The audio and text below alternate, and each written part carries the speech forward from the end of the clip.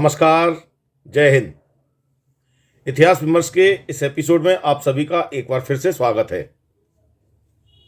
युवा साथियों, आज मैं इस एपिसोड में जो विमर्श करने वाला हूं वह है बीए फाइनल ग्रुप ए का सेकंड पेपर हिस्ट्री का। पिछले दिनों मैंने ग्रुप ए में फर्स्ट पेपर क्या रहेगा हिस्ट्री में उसके ऊपर चर्चा की थी और उसके इंपॉर्टेंट क्वेश्चन आपको दिए थे। आज मैं ग्रुप ए के सेकंड पेपर की चर्चा करूंगा, जो मेजर हिस्ट्री के रूप में जिन बच्चों ने ग्रुप ए लिया है उनके लिए सेकंड पेपर में कौन कौन से क्वेश्चन जो हैं वो इंपॉर्टेंट होने वाले हैं। इसमें हम पढ़ेंगे समकालीन भारत का इतिहास 1947 से 2004 ईस्वी सन तक का। तो इस पूरे पीरियड में भारत की क्या स्थिति थी, वो सारी राजनीतिक, आर्थिक, वो सारी व्यवस्थाओं के बारे में हमें इसमें समकालीन इतिहास उसका पढ़ना है। जो उसकी कंटेम्प्रेरी हिस्ट्री है इंडिया की, उसको हमें इस पेपर के अंतर्गत पढ़ना है। और इसमें गत जो दिनों मैंने एक वीडियो दिया था जिसमें इस विषय का पूरा सिलेबस है, आप चाहें तो उसको दे सकते हैं। ग्रुप ए के बी पेपर का सिलेबस आपको मैं पहले इतिहास विमर्श पे दे चुका हूं, आप इस वीडियो में उसे देख सकते हैं। और ग्रुप ए के सिलेबस और इंपॉर्टेंट क्वेश्चन, ये इसके सिलेबस है ग्रुप ए का फर्स्ट पेपर, और इसी का इंपॉर्टेंट क्वेश्चन ये दूसरा आप देखें। ग्रुप ए मेजर हिस्ट्री के रूप में जिन बच्चों ने बीए फाइनल में लिया है उनके लिए ये उसके इंपॉर्टेंट क्वेश्चन है। और ये सेकंड, आज मैं जब चर्चा कर रहा हूं, ये आज सेकंड पेपर के बारे में चर्चा कर रहे हैं। जिन्होंने बीए फाइनल में हिस्ट्री को मेजर सब्जेक्ट के रूप में बी पेपर के रूप में चुना है, बी ग्रुप के रूप में चुना है, उनके लिए मैं ऑलरेडी पहले वीडियो दे चुका हूं, सिलेबस भी और उनके इंपॉर्टेंट क्वेश्चन भी। ये जिन्होंने बी ग्रुप लिया है हिस्ट्री में मेजर हिस्ट्री के रूप में, उनके लिए ये फर्स्ट पेपर है सिलेबस, और ये इसके इंपॉर्टेंट क्वेश्चन, और ये इसका बी ग्रुप का सेकंड पेपर है और ये इसके इंपॉर्टेंट क्वेश्चन है। तो आप इनको देख सकते हैं और आपके महाविद्यालय में जो भी पेपर चल रहा है ग्रुप के रूप में, आप उस एक ग्रुप को लेके अपनी परीक्षा में जा सकते हैं। जैसा कि हम सब जानते हैं, इस वर्ष जो फाइनल की परीक्षा है बीए, बीएससी, बीकॉम, उन सभी में 2 ग्रुप दिए गए हैं, ए और बी। उनमें से किसी एक ग्रुप को मेजर हिस्ट्री जिन्होंने लिया है उनको पढ़ना है। जिन्होंने मेजर सब्जेक्ट चुना है बीकॉम में, बीए में, बीएससी में, उस मेजर सब्जेक्ट में 2 ग्रुप हैं ए और बी, उनमें से किसी एक ग्रुप पे आपको चर्चा करनी है।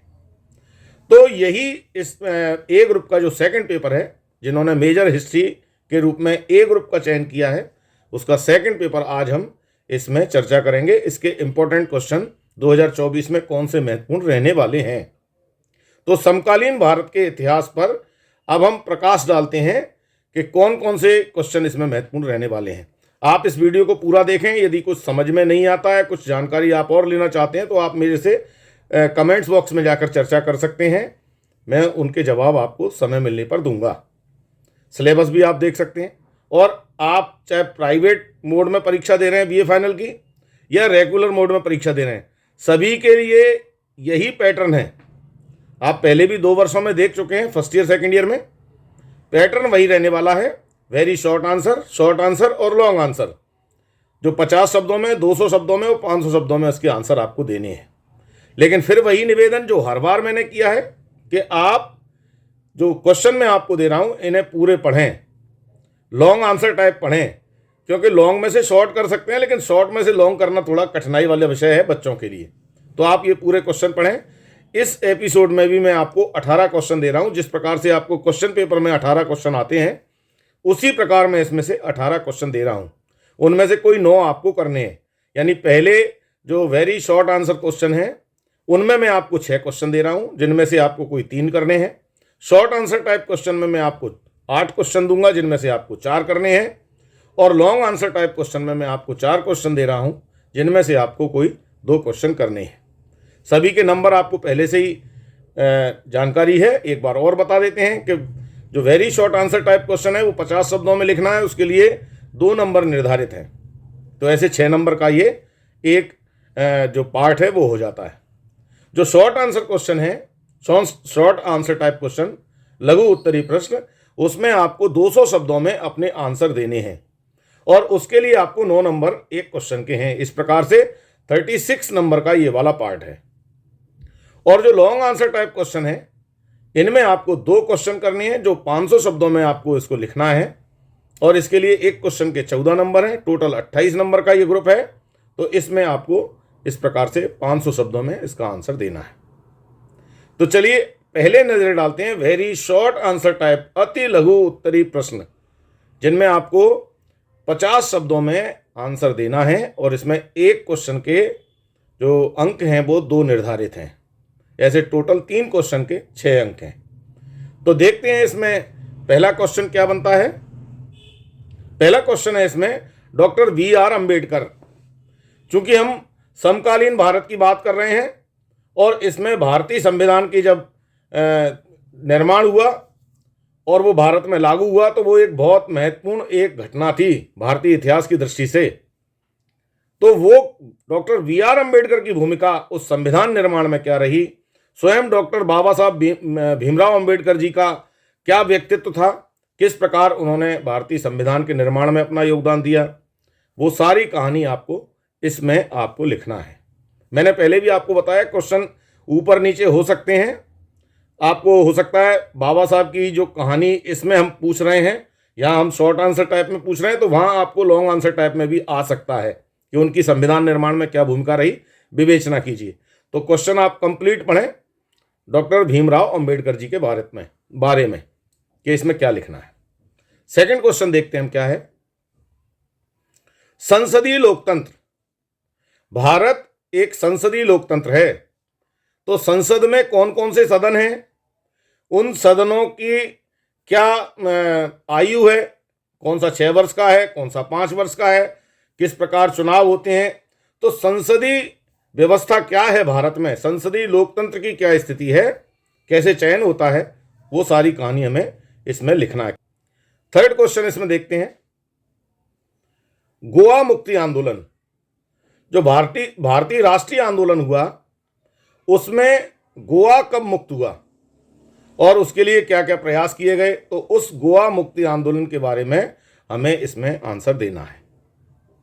चौथा क्वेश्चन देखते हैं क्या है इसमें। चौथा क्वेश्चन है जयप्रकाश नारायण। स्वतंत्र भारत में भी जयप्रकाश नारायण की एक बहुत महत्वपूर्ण भूमिका थी। उनका जो थॉट है, उनका जो दर्शन है, आज भी बहुत सी पार्टियां उस दर्शन को लेकर चल रही हैं। तो वो क्या विचारधारा थी उनकी, उसके बारे में हमें इसमें जानकारी देनी है। अगला क्वेश्चन है पंचशील। जो पंचशील का सिद्धांत था वो क्या था, कब लागू किया गया, क्या आवश्यकता उसकी पड़ी, उसके बारे में हमें इसमें जानकारी देनी है। इसमें छठवां क्वेश्चन है सूचना प्रौद्योगिकी में क्रांति।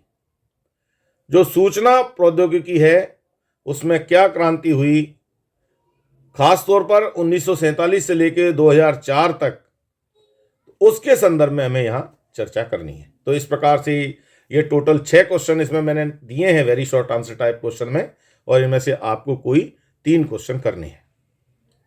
अब हम देखते हैं शॉर्ट आंसर टाइप क्वेश्चन क्या है।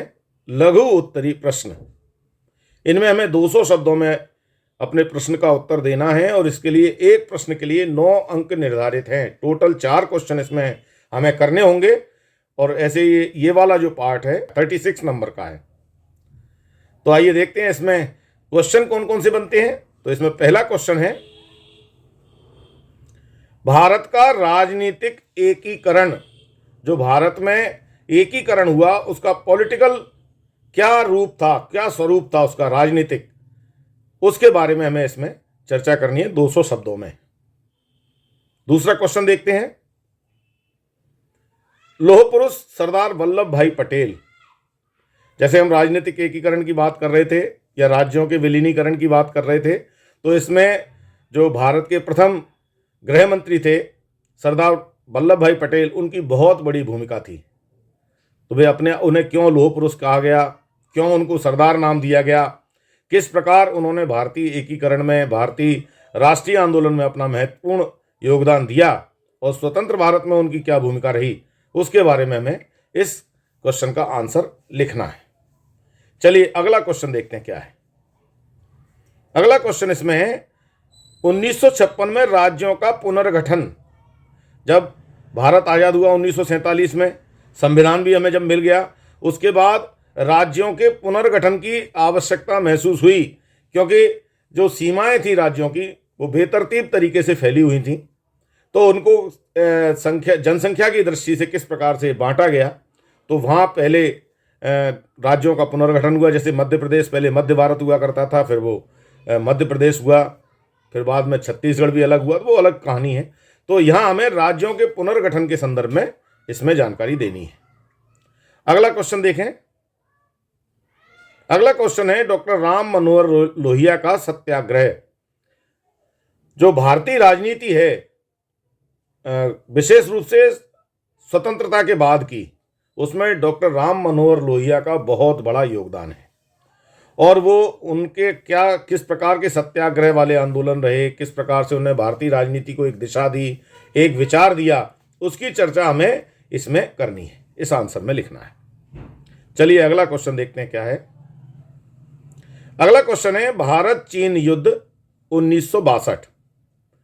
जो 1962 में भारत और चीन का युद्ध हुआ, किस कारण हुआ, क्या परिणाम निकले, भारत को उस दंश को झेलने में और उसको सहने में कितना वक्त लगा, कब जाके भारत खड़ा हुआ, 1962 के उस युद्ध की पूरी चर्चा हमें इस आंसर में लिखना है, इस क्वेश्चन के आंसर में। अगला क्वेश्चन देखते हैं। अगला क्वेश्चन इसमें है भारत में आपातकाल। जो भारत में इमरजेंसी लगाई गई थी, उस इमरजेंसी के पीछे का कारण क्या था, उसके क्या दुष्परिणाम निकले, और उस इमरजेंसी के कारण भारतीय जनमानस में किस प्रकार का एक परिवर्तन का माहौल आया और उसके बाद क्या राजनीतिक परिवर्तन हुआ, वो सारी कहानी हमें इस इमरजेंसी के दौरान क्या हुआ भारत में, उस पर लिखना है, चर्चा करना है। अगला क्वेश्चन देखते हैं। आतंकवाद का उद्भव। आतंकवाद विश्व की एक बहुत बड़ी समस्या है और भारत ने इस समस्या को बहुत झेला भी है। तो कब भारत में आतंकवाद का उद्भव हुआ, कौन सी परिस्थितियां थीं जिससे आतंकवाद फला फूला भारत में, उसके संदर्भ में हमें इसमें चर्चा करनी है। और उस आतंकवाद से तो कश्मीर से लेकर कन्याकुमारी तक पूरा भारत प्रभावित था, पूरा विश्व प्रभावित है आतंकवादी घटनाओं से। तो वो क्या कारण रहे, कैसे उसका यहाँ भारत में उसका उद्भव हुआ, उसकी चर्चा हमें इसमें करनी। अगला क्वेश्चन देखते हैं। इस ग्रुप में 8वां क्वेश्चन है गुट निरपेक्षता। जो तमाम प्रकार की जो समस्याएं हैं, तो गुट निरपेक्ष देश जो थे उन्होंने किस प्रकार इनका समाधान किया, वो गुट निरपेक्ष आंदोलन क्या है, वो गुट निरपेक्षता क्या है जिसको भारत ने स्वीकार किया और इस संदेश को आगे तक बढ़ाया, उसके बारे में हमें इसमें लिखना है। अगर बेसिकली देखा जाए तो एक प्रकार से पॉलिटिकल साइंस का एक पेपर जैसा दिखाई देता है। और यदि आप कोई भी नियमित दैनिक पेपर पढ़ते हैं, कोई भी समाचार पत्र, तो उसमें आपको इस तरह की चर्चाएं आमतौर पर मिल जाएंगी। इसमें बहुत सारी पॉलिटिकल चर्चाएं हैं और जो कल की आज की राजनीति है वो कल का इतिहास है। तो हम 1947 से 2004 के बीच की जो राजनीतिक घटनाएं हैं उनको पढ़ रहे हैं। तो इस प्रकार से ये सेकंड पार्ट में हम लघु उत्तरीय प्रश्न कंप्लीट करते हैं। अब हम देख लेते हैं इसमें जो तीसरा पार्ट है इसका, लॉन्ग आंसर टाइप क्वेश्चन। इसमें हमें 500 शब्दों में आंसर लिखना है एक प्रश्न का। 4 क्वेश्चन आपको इसमें पूछे जाएंगे, जिनमें से कोई 2 क्वेश्चन आपको करना है। एक क्वेश्चन के लिए 14 नंबर है और ऐसे टोटल ये 28 नंबर वाला पार्ट रहेगा। इसमें 500 शब्दों की शब्द सीमा है। तो आइए देखते हैं इसमें क्वेश्चन क्या क्या निकलते हैं। और इसमें पहला क्वेश्चन है, भारतीय संविधान की प्रमुख विशेषताओं का वर्णन कीजिए। जो भारत का संविधान है इसकी प्रमुख विशेषताएं क्या हैं, इसमें कौन कौन से अधिकार हैं, कौन कौन से कर्तव्य हैं, वो सारी चर्चाएं कितना लचीला है, कितना कठोर है, तो सारी कहानी इसमें हमें संविधान के बारे में लिखनी है। और इसमें कौन कौन से परिवर्तन हुए समय समय पर, उन्हें भी लिखें। इसमें दूसरा क्वेश्चन हम देखते हैं क्या है। दूसरा प्रश्न है इसमें, संसदीय लोकतंत्र के उद्भव और विकास पर प्रकाश डालिए। जो भारत में संसदीय लोकतंत्र की स्थापना हुई है, इसका उद्भव और विकास कैसे हुआ, उस पर हमें चर्चा करनी है, इसमें आंसर लिखना है। तीसरा क्वेश्चन इसमें देखते हैं क्या बनता है। तीसरा प्रश्न इसमें है, भारत में लैंगिक समानता, शैक्षणिक स्थिति और कानूनी अधिकारों की दृष्टि से महिलाओं की स्थिति का वर्णन कीजिए। यानी भारत में, स्वतंत्र भारत में विशेष रूप से महिलाओं की क्या स्थिति थी, कानूनी अधिकार की दृष्टि से, सामाजिक दृष्टि से, लैंगिक दृष्टि से, कहीं लैंगिक भेदभाव तो नहीं है, और है तो कितना है, उसका कैसे समाधान निकला, कौन कौन से कानूनी अधिकार महिलाओं को मिले, चाहे वो संपत्ति का अधिकार या अन्य, तो वो शिक्षा की क्या स्थिति है। ऐसी टोटल ओवरऑल स्वतंत्र भारत में नारी की क्या स्थिति रही 1947 से लेके 2004 के बीच में, तो उसकी चर्चा हमें इस आंसर में करनी है। और इसमें लास्ट क्वेश्चन है, भारतीय विदेश नीति का मूल्यांकन कीजिए। जो भारत की, हर राष्ट्र की अपनी एक विदेश नीति होती है, एक गृह नीति, एक विदेश नीति, तो भारत की विदेश नीति कैसी रही, क्या विदेश नीति 1947 से 2004 के बीच में रही, क्योंकि विदेश नीति एक बहुत बड़ा पार्ट होता है किसी भी राष्ट्र के उत्थान में, तो वो विदेश नीति की चर्चा हमें इस संदर्भ में करना है। तो इस प्रकार से ये 3 पार्ट इसमें हैं, वेरी शॉर्ट, शॉर्ट और लॉन्ग आंसर, इनका हमें इसमें आंसर देना है। यदि आपके कोई मित्र मध्य प्रदेश में कहीं और किसी स्थान पर हैं, पेपर दे रहे हैं, आप उनके साथ भी इस वीडियो को शेयर कर सकते हैं, क्योंकि सिलेबस एक ही है। किस कॉलेज में कौन सा ग्रुप चलेगा ये पहले से तय नहीं है। मेरे महाविद्यालय में बी ग्रुप हम चला रहे हैं, बी ग्रुप के 2 पेपर मेजर स्ट्रीम में बच्चे पढ़ेंगे, और कई जो महाविद्यालय हैं या विश्वविद्यालय के अंतर्गत ऑटोनोमस कॉलेजेस हैं, उन सभी में, या प्राइवेट कॉलेज हैं, किसी में ए ग्रुप पढ़ाया जा रहा है मेजर हिस्ट्री के रूप में 3rd ईयर में, और किसी में बी ग्रुप।